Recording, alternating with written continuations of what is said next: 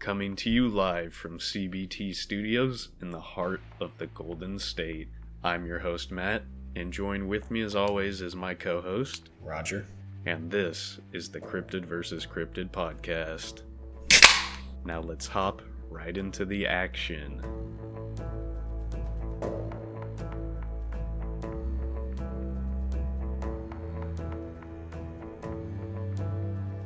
And we're back with some cryptids versus conspiracies.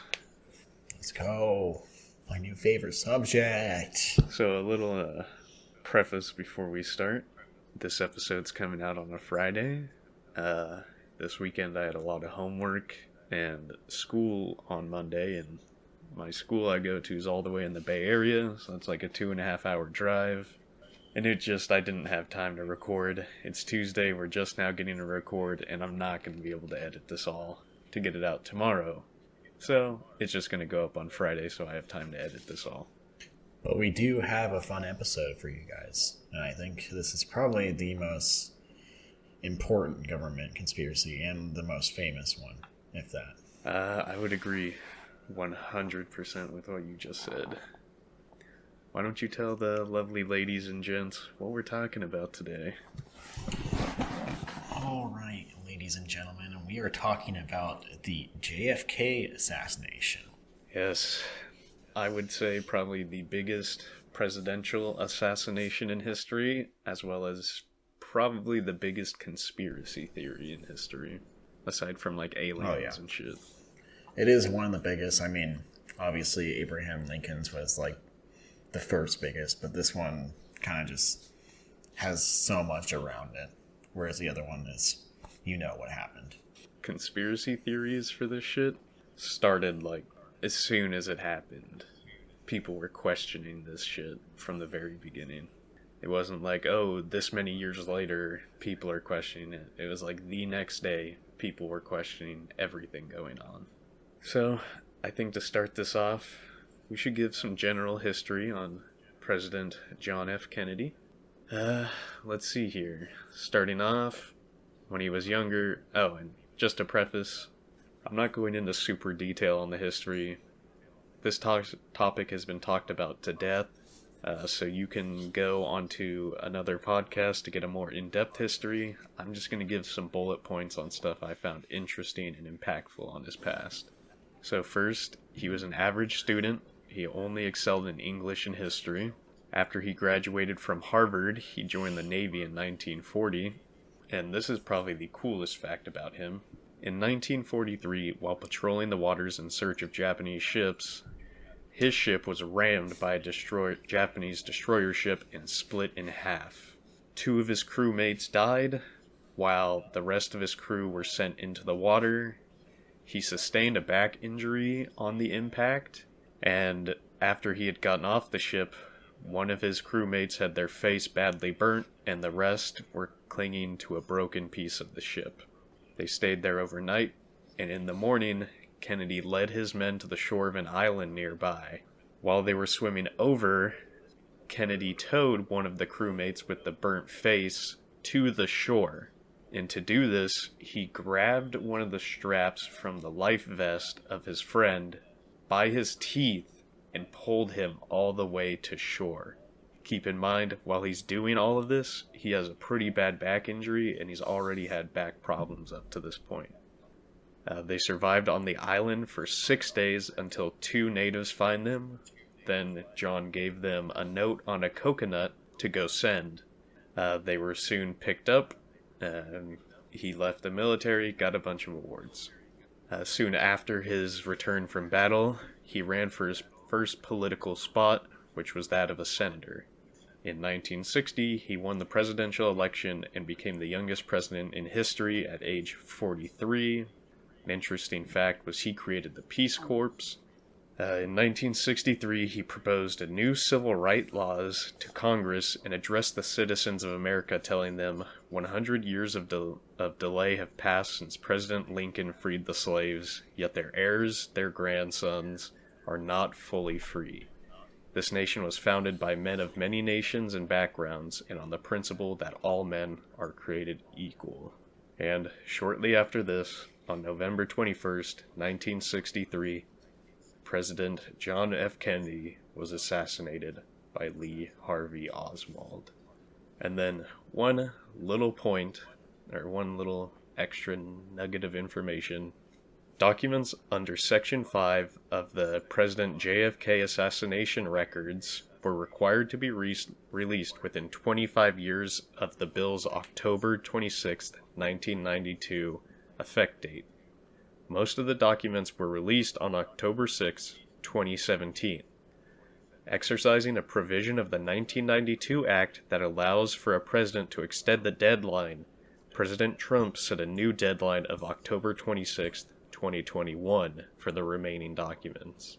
In October 21st, President Biden further extended the deadline to September 15th, 2022, citing delays related to the COVID-19 pandemic. And that's my brief history on JFK. And then another talking point, those documents that were released are heavily redacted. To the point where one of the pages, everything is redacted except for 2 words, one of which is the word Tuesday. But yeah, that's pretty much it. Keep an eye out for December 15th. Maybe we'll finally be able to get the rest of those records, or they might just be pushed back again. Most likely will be pushed back again.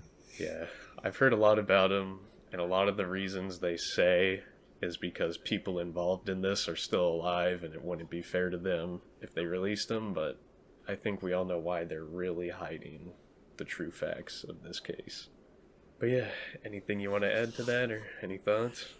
No, I mean, he was one of the best presidents, but it's a shame how he had to end. But he had a hard time during his presidency, and he made the most of it. Well, and he's just a badass in general with what he did during the war. And yeah, he really got fucked over. He was doing such great things, like pushing the new civil rights laws, passing everything for the space program, everything with the Cuban Missile Crisis. Pretty much trying to end the whole Cold War in general. Yep, Cold War. And there were even talks that he was going to pull us, or prevent us from going into the Vietnam War as well. Oh yeah, he would have definitely not had that happen at all. Oh yeah, he was definitely a president that pushed for more peaceful affairs instead of just going straight to a violent approach, which could have possibly caused his assassination. But a little bit more on that later. Now, before we hop into talking about some of these wild and wacky conspiracy theories, we should probably give some reason as to why these conspiracy theories pop up. You got any ideas why they do, Roger? Because we know literally nothing besides just the killer's name. That's it. They always covered up everything else. They didn't show us or give us any explanation besides, oh, we know who killed him. And so that's why everyone has to talk and try and figure out what's going on. Yeah, I mean, that's pretty much the truth. They did like this huge investigation, but nobody ever really got the hard documents. They were just telling us how it was. There's a few, and by a few I mean a lot more reasons as to why people don't agree with the actual outcome. Starting us off, we have witnesses. A conspiracy where either ignored or intimidated by the Warren Commission. In JFK, The Last Dissenting Witness, a 1992 biography of Gene Hill, Bill Sloan wrote that the Warren Commission Assistant Counsel Arlen Specter attempted to humiliate, discredit, and intimidate Hill into changing her story. Hill also told Sloan that she was abused by Secret Service agents, harassed by the FBI, and received death threats. So basically, everybody that was, or a lot of people that were coming out and trying to give testimony were basically being shut down and told off by a lot of investigators and big key players in the government. Yeah. So if we tell you this shit and we stop answering anything, you know what's up. And just a quick little thing on Gene Hill. Basically, her testimony was that right after the bullets were shot, she saw a man running away from the scene down some railroad tracks away from the crime scene. And they basically didn't want her to testify any of that, and so they did what they did. Another big point of contention for the conspiracy theories were the photographs and videos. Many cameras were taken from witnesses by police and FBI, then never returned to those who had taken photos or videos during the assassination. So basically, a lot of people, they'd come in, take their photos, say, hey, we're going to go get them developed, then we'll return your stuff, and they would just never return any of it. Wasn't there witnesses saying that there was 2 shooters as well? Yeah, a big crux of this conspiracy is that it's believed that there were 2 shooters because, I mean, there's so many reasons. People say that they saw smoke coming from the grassy knoll, and if you hear grassy knoll a lot, it's basically a spot where people were sitting. It's just like a little hill of grass. But yeah, just the way the bullets were fired, and I'll talk a little bit more about it when we get to the bullets and the guns and more on Lee Harvey Oswald. It would just make no sense for one person to be able to do all that was happening, and so a lot of people believe there was a second shooter.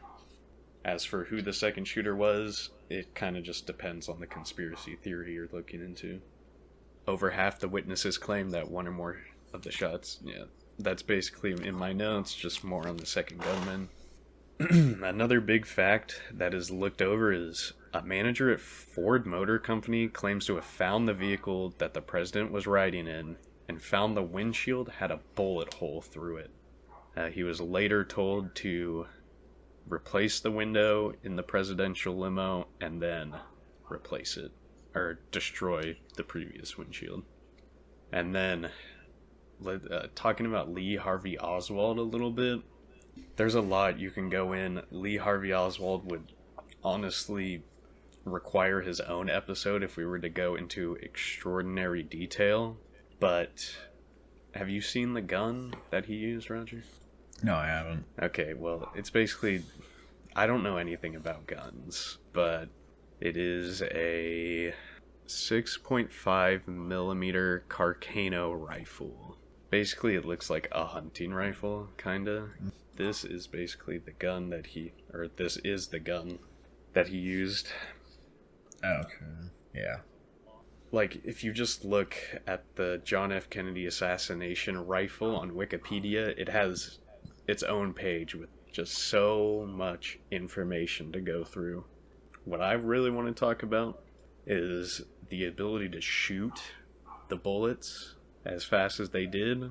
Now, these bullets, all 3 shots were fired within 4.8 to 5.6 seconds. Now, keep in mind, this rifle is bolt action. So you're not just going to be able to go pew, pew, pew. You're going to have to pew, reload the next bullet, pew, load the next bullet. So it's going to take a minute. And a lot of people have researched into firing this gun. Military officials have said that it's possible to do that, and that people have been able to do it faster with that exact gun. But when you look at people who are investigating this privately, and they're professional marksmen and all this, they say they couldn't do it, and that it's impossible to make a shot like that. And if it is possible, it would require somebody that's just extraordinarily gifted at using a gun like this. Which leads you to talking a little bit more about Oswald. He was in the military at one point, and military experts that examine his records say that he was an above average marksman when compared to regular people. He qualified as a marksman, so he hit 48 to 49 out of 50 shots. But this statement is contradicted by a Mr. Nelson Delgado, who is a fellow Marine with Oswald. He says he used to laugh at Oswald's shooting prowess and testified that Oswald often got Maggie's drawers, meaning a red flag that is waved from the rifle pits to indicate a complete miss of the target during qualification firing.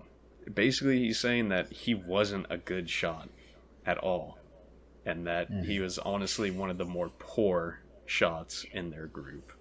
That's basically a lot on the gun and stuff, and just how impossible it is to do all those shots, hit them all, load the bullets every time, and do it in under 4 to 5 seconds. It just doesn't add up at all. 4 to 5 seconds of the fucking bolt action. Very, very unlikely. Yeah, and to hit almost every single shot. I don't know. It just doesn't add up. Records say he was great at shooting, but people that were around him say he was a terrible shot. So you can see where people are super confused on that, and that could also tie into the multiple gunmen that other people were taking the shots and he just took the fall. Yeah. And have you heard of the magic bullet conspiracy? No, I don't think I heard of that one. Okay, this is going to be a long-winded thing to talk about, but I'll talk about it really quick as I can. So, one of the bullets that was fired at the president hit him, passed through his body, hitting the governor who was seated in the car, and then that bullet, after it hit the governor... Oh god, hold on, I lost my place. Okay, basically, I can't find it, so I'm just going to go off of what I remember. The bullet goes into Kennedy, goes out, goes into the governor, bounces around, comes back out of the governor, and then hits him in the wrist. The bullet, no visible damage. After passing through somebody and in and out of another guy. Okay, what the fuck? That's why they call it the magic bullet. It just makes no sense how it can go in and through somebody, in another person, bounce around, and then come back out and back into him without any major visible damage. So that's also why people think it was another gunman and that the bullet hit Kennedy and then somebody else shot the governor. Yeah, that's very likely. There's no way of fucking bullets bouncing around over here. Unless characters from, like, someone from JoJo and they're like, oh, my stand can fucking flick bullets everywhere. Yeah, it'd have to be some crazy anime superpower shit, but that's why it's called the magic bullet. And that basically, there's so much more you can talk about in regards to why people think it's a conspiracy, but those are some of the main reasons why. What do you think about all those? Yeah, I mean, it's definitely enough to warrant fucking conspiracies over it. Just alone, the CIA and FBI and everyone are like, oh no, we can't talk about this. This is all we know. This is all we know for sure. It's just like okay, we know you know more. Come on. Yeah, no, it's... And the fact when you look at all the files and how redacted they are, it just goes to show that they have a lot to hide and a lot that could show the government in bad light, so they don't want people to see it. But that just goes to show they do that with a lot of documents, because you don't want the government looking bad towards its citizens. Alright, and now I think we can get into some of the main conspiracy theories surrounding why the president was assassinated. Yeah. We'll also kind of just float over others, but there's some that we just really want to talk about. Which one do you want to talk about first? Let's go with the CIA conspiracy. Alright, you take it away, because that wasn't one that I read up on all that much, since I focused my view on two specific ones. Alright, so basically the CIA conspiracy is saying that Lee Harvey Oswald had ties with the CIA, but the CIA would deny it every time.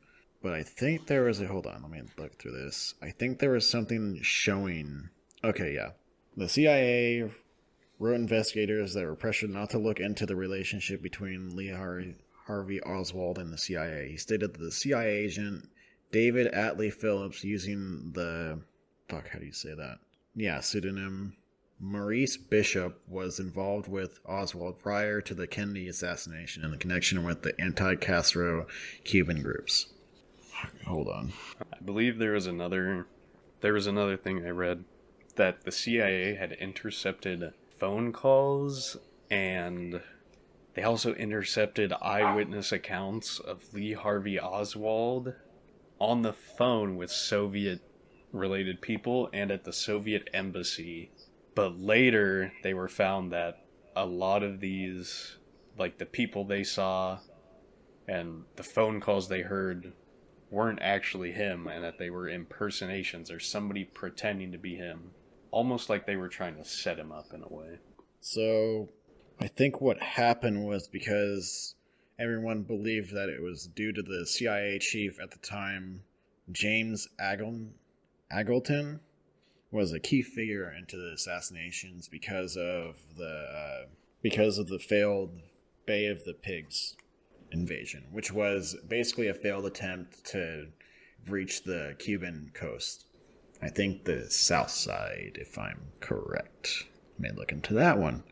Yeah, the southwestern coast of Cuba is where it was a failed invasion. And so everyone believes that that director was still upset about that and was playing a key part in the assassinating JFK. And I mean, the CIA, in many, many, many conspiracies, and not even conspiracies, they're kind of sketchy. Have you ever heard of... Oh my god. I can't believe I'm spacing on it. Let me look it up real quick. I think I know what you're talking about. Yes, I do. Yep. MK Ultra. So basically, they were fucking using hella drugs on people, trying to see if they could, like, brainwash them or put them under mind control and stuff. And it sounds like something that'd be a complete conspiracy, and like, this is ridiculous. This would never happen. This is some movie shit. But MK Ultra was 100% real, and it just goes to show that the CIA's got their hands in some weird fucking stuff.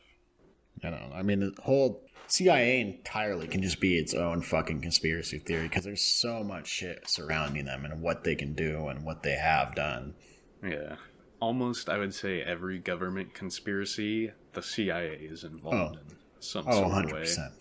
But does that cover basically the whole thing for the CIA conspiracy?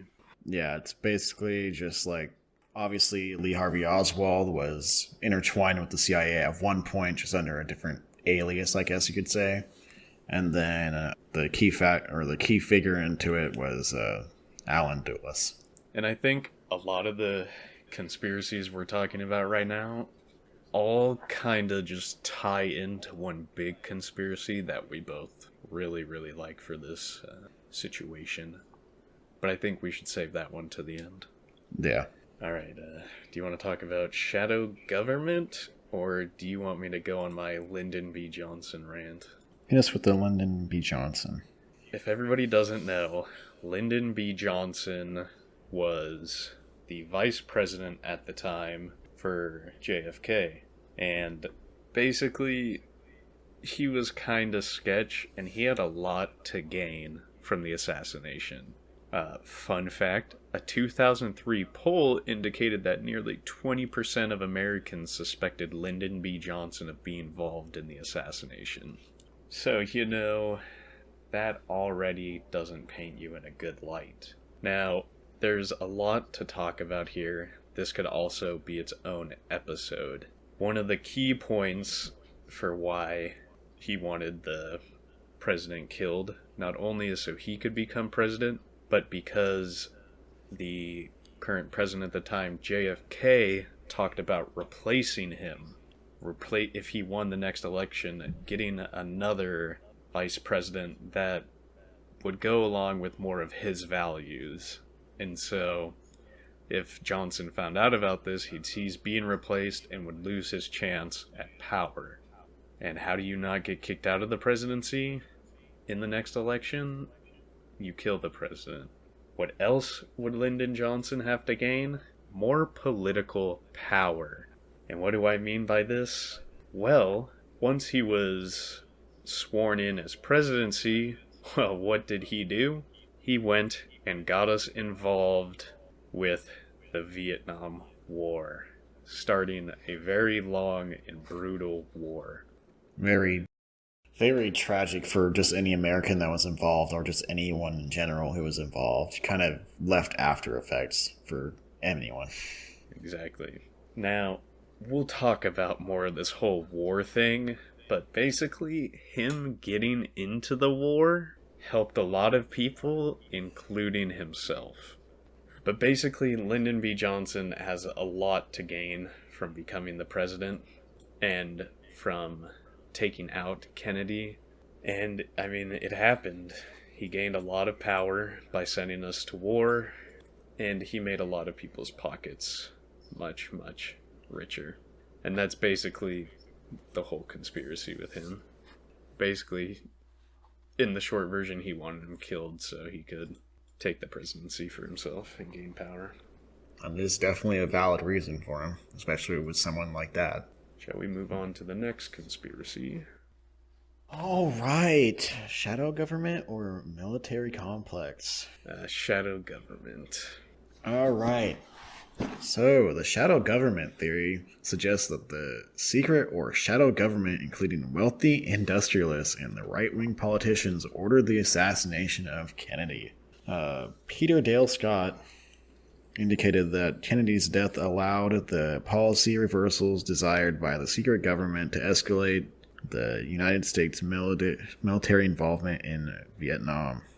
Basically, the Rockefellers family also controlled a gold mine in Indonesia. And at the time, JF Kennedy was trying to get Indonesia to be independent. And then at that point, they would release Iran. And that's where the gold mines that the Rockefeller family had control of. So what the Rockefeller family did was use the assassination to try and stop that from happening. Yeah, and this ties right back around to people wanting power and just more money. And I mean, JFK was trying to put a stop to a lot of this. He wanted peace for everybody and to help handle our situations. And where did that lead him?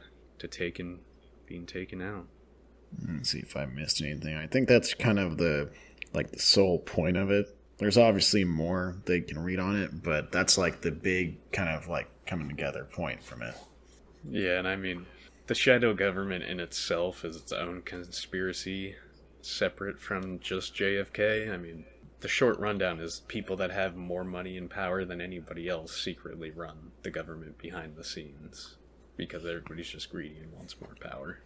In all honesty, guys, you're going to hear that a lot, and it's just because of how dense this stuff can be, with how much shit that you can just like start throwing at any of the things we're talking about. Exactly. But I mean, you know, we've talked a lot about money and power and people wanting it. And I think that leads us to what we both agreed is the most compelling conspiracy theory for why JFK was assassinated. And that would be the military-industrial complex conspiracy. Now, just a little background. If you don't know what the military-industrial complex is, I'll try and define it as best I can to everybody. Basically, it's all the companies that produce weapons and military tech for our military. Military buys it or gives them contracts to make all this, making these military companies the more richer. Do you want to give us some rundown on the military-industrial complex, Roger? All right. So this whole theory kind of surrounds the fact of when Dwight D. Eisenhower left, his farewell speech said to, I'm pretty sure beware is what he said. No, he warned the nation about the power of military establishment and arms industry.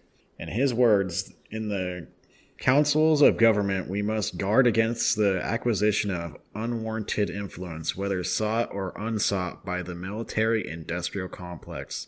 The potential of the disastrous rise of misplaced power exists and will persist.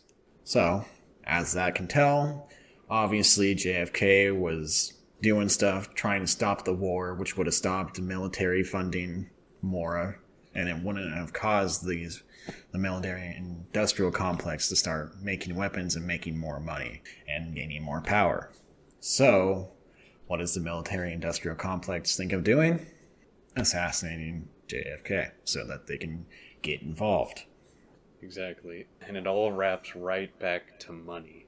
Just another example of JFK trying to put an end to something that would have benefited the people, but would have heavily hit the people making the money. So, yeah, if we didn't go to war in Vietnam, boom, they wouldn't be making weapons. We wouldn't be putting out contracts. They wouldn't be making money. And people just don't like that. The rich want to stay rich. They want to keep getting more. They want to keep getting richer. I also want to add that a lot of these conspiracies people believe also just connect entirely, that it wasn't just one of the groups of conspiracy theory. It was like multiple. Because it can be the fucking military industrial complex. It can be the shadow government. It can literally be anything that we just said. They could all just group together. Not all of them, but some groups could have been together. And with this, for me, it feels more like it was through the American government than anything else. I think what people don't see on the surface is that the people with money and influence have more of an impact on politics and the government than we think, because the people who run for president are being funded by large corporations like this. So if you're a president saying, oh, we need to go and fight these people, you're going to get the backing of the people that are producing the weapons for the military. Or say we want to go invade somewhere with a lot of oil, you're going to be backed by the people who want to get more oil, so they're going to give you more money. And you can just see that all these people with power are kind of just in the pocket of the people that are producing the weapons or producing the oil or producing any of these things. Once you go against it, shit starts to go sideways. And it wasn't just the fact that he possibly wouldn't have wanted to go to war with Vietnam. It was also the fact of during the Cold War and during the Cuban Missile Crisis, instead of showing force and going to war with the Soviets and Cuba, JFK decided to reach a peaceful agreement with the Soviet Union where they pull their missiles out of Cuba, we pull our missiles out of Turkey. And they believed that this was a sign to not only the military-industrial complex, but also the CIA and the Joint Chief of Staff, that he wasn't going to go to war. He wasn't going to send us to these great battles. And that really wasn't in the interest of the CIA, Joint Chief of Staffs, and military-industrial complex, which would give them even more reason to want to take him out. But yeah, is there any more conspiracy theories we want to talk about? There's multiple. You can go on a fucking long list of these, but some of them that are like kind of worth mentioning, but just to me not as big. Obviously, anything to do with the Soviets or the KGB. Obviously, if they wanted to do something about it and keep the war going. And it's also interesting that Lee Harvey Oswald has a lot of ties to the Soviet Union. Like, his wife is from the Soviet Union. He tried to gain citizenship to the Soviet Union and retract his citizenship in America. There's that one, and then there's also just Cuban in general. Obviously, we were having very big troubles with Cuba because we're just like, okay, well, we want your land now because we're fucking America and you're right next to us. There's also the organized crime conspiracy. Oh my god, that one is so big. That's why I'm just gonna, there's that one. If you want to look into it. It's fucking massive. Long story short, basically the mob didn't like what JFK was doing, and so they joined up with the shadow government and all these people and had him killed. I swear there's another one I just completely forgot about. Did you read at all about the New Orleans conspiracy? Not really. I skipped over that one. I should have read it, though. I didn't really look over it. I didn't really understand what the big deal was, what the big deal is with that one. But there's a lot on it, so I might look into it after we finish this episode. Okay. There's also another wild conspiracy saying that George H.W. Bush was a big plot in the assassination as well. That in his teenage years, he was in the center of the plot of it, and he was part of the CIA, I think. Let me see. He just became an intelligence agent. I don't know about that one, but at the same time, when you look into something, let's say 9/11, you start questioning maybe he was involved with JFK, trying to help maybe start that war in Vietnam, like he, kind of helped start another war that we've been fighting for 20 years. But I think those are pretty much the biggest ones. Like I said, you can just look up anything and there will be hundreds, even maybe thousands of conspiracies connecting all this shit to the JFK assassination.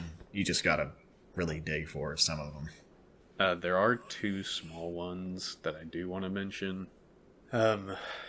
There was a writing by Henry Hurt who talks about how the Warren Commission just doesn't seem like they did a very good investigation on the matter, and that it was very heavily biased in their reports, and that also there was a Secret Service agent named George Hickey.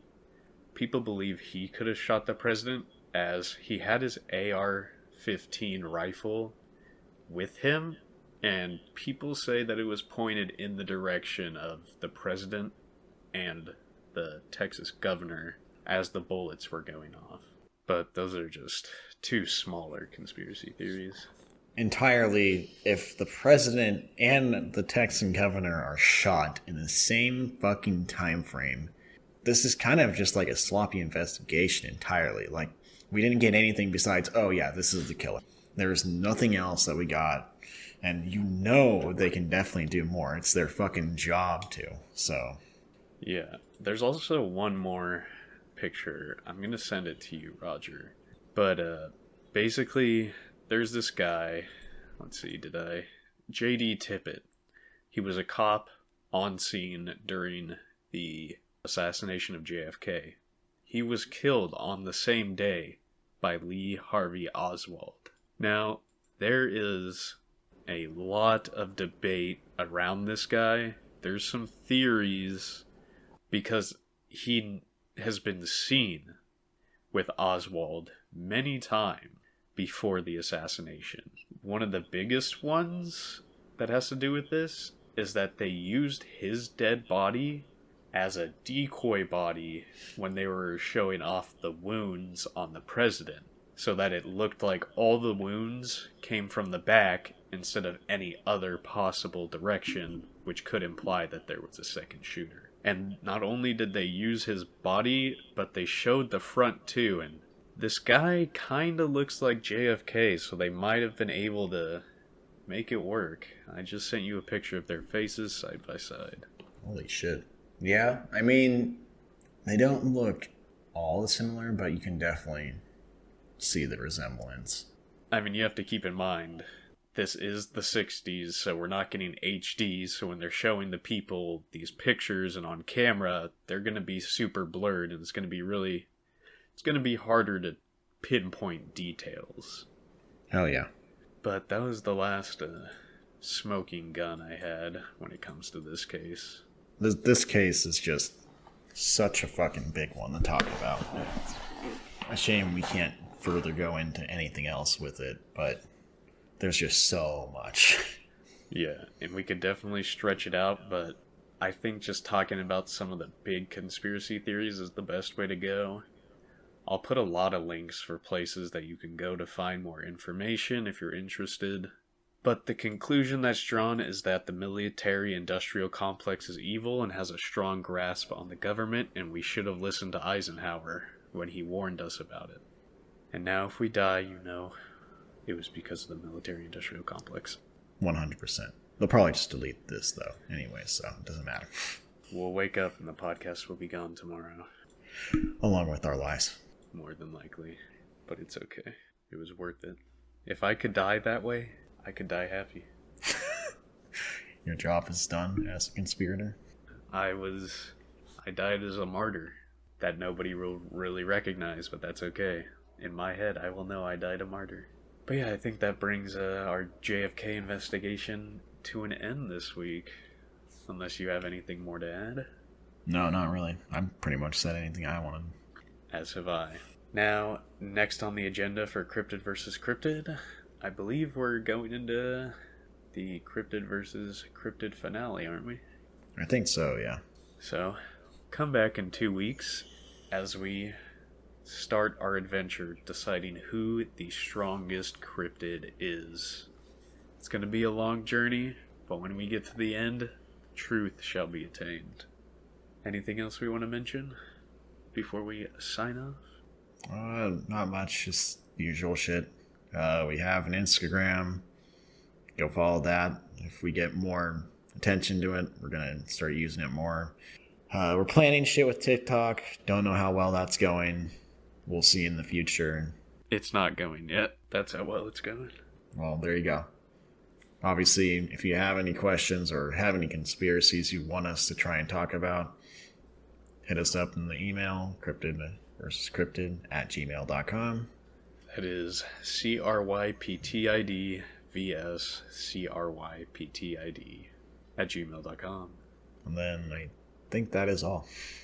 Yep, that wraps up this episode of Cryptids versus Conspiracies. We'll see you in the next episode. Later. See ya. We're definitely going to die.